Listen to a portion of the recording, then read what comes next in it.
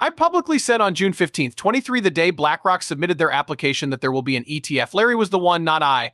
Larry states I'm in, and then he's 574 and 1. One application was the only one he lost.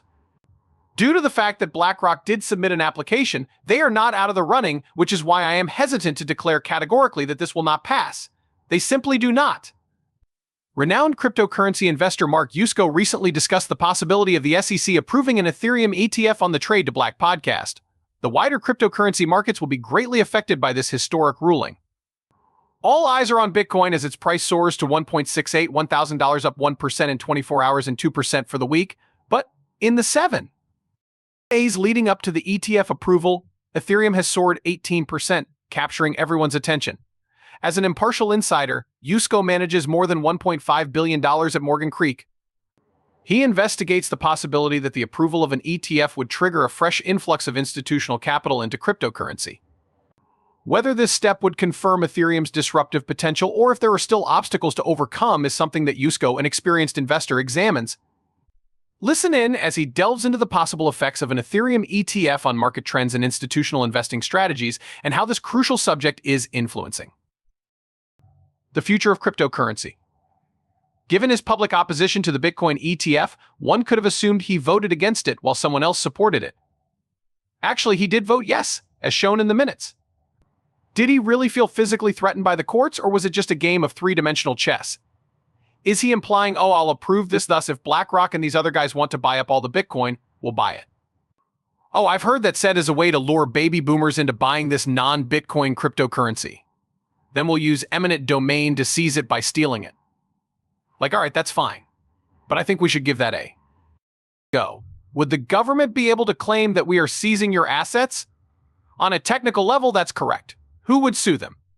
As well as confronted, and yes, would they still be able to avoid consequences? Almost certainly. But now we get to the issue. What happens to the network's worth if you lose 99% of the coins unless they get 100%? Not 99, not 99.5, not 99.9, 100%. The remainder is where it ends. The emails that preceded the white paper contain Satoshi's discussion on this same topic. People are concerned about what would happen in the event that they misplaced their keys or had things stolen from them. Yes, that is a potential downside to the asset, and it is likely to materialize. Think of it as a contribution to the neighborhood. It operates in that manner. Therefore, so long as 0.0000001 Bitcoin remains in circulation, there are 1 million coins and we know it. Oh, I see. I think we do. We estimate that the Satoshi wallet has 1 million coins that are not to be touched, isn't it? Either there is more than one Satoshi, or Satoshi has vanished or died or something. It was a multi-sig, and Hal Finney was one of the victims. They are thus unable to open the multi-sig. Alternately, the million coins truly belong to the CIA or the NSA. Therefore, that million will always be in your mind. Therefore, all of the value would move there. Is it a success if they seize 20 million but the Satoshi wallet only has 1 million remaining and it can't be moved? The thing has died. The final truth is that they probably won't seize it because doing so would amount to theft. However, you might be surprised to learn that a large number of ETF pension funds were purchased by extremely wealthy individuals who are known to lavishly support political campaigns. Is it true that you want to decline the Bitcoin offered by your millionaire donor? Not in my opinion. The approval of the Bitcoin ETF sent shockwaves across the market on January 10th, although few people knew about it. Yeah. The CME quietly launched a slew of more Bitcoin futures contracts on the same day, which was not coincidental, by the way, but nonetheless noteworthy. Why is that important now? Let me remind you of the mechanics of commodity markets. The classification of Bitcoin as a commodity was not without rationale. There was a purpose to that. Very well. Therefore, everyone agrees that it's good, not a security at all. Absolutely not. Here we go again. If you ask for it, you might just get it. We'll get to Fit 21 in a moment, but it's similar. Asking for too much could lead to disappointment. What does it mean to be classified as a commodity and subject to the CFTC? Back in the day, I needed access to oil in order to sell Chad, I see. It was imperative that I own a real barrel of oil that I could personally convey to him. Thanks to futures, I can now seemingly concoct a contract at will. I manufacture an imaginary barrel of oil out of paper, an oil that does not really exist outside of my imagination. Sure, I can sell you that fake barrel, I respond. I won't need to go obtain oil if we can finalize the contract before the delivery date. If he rejects my offer, though, I demand the oil. Get some oil for me, please. That is the reason behind the irrational fluctuations in commodity prices that occur throughout time. The major players often claim, you know what? I can manipulate the market. Just by thinking about it, I can manufacture paper commodities and then purchase them at inflated prices to resell at a later date, if I would like a reduction in the pricing. As a result, everyone will buy gold when the gold ETF receives the, oh, this is going to be great reaction, I think so. Who decided to approve the gold ETF anyway?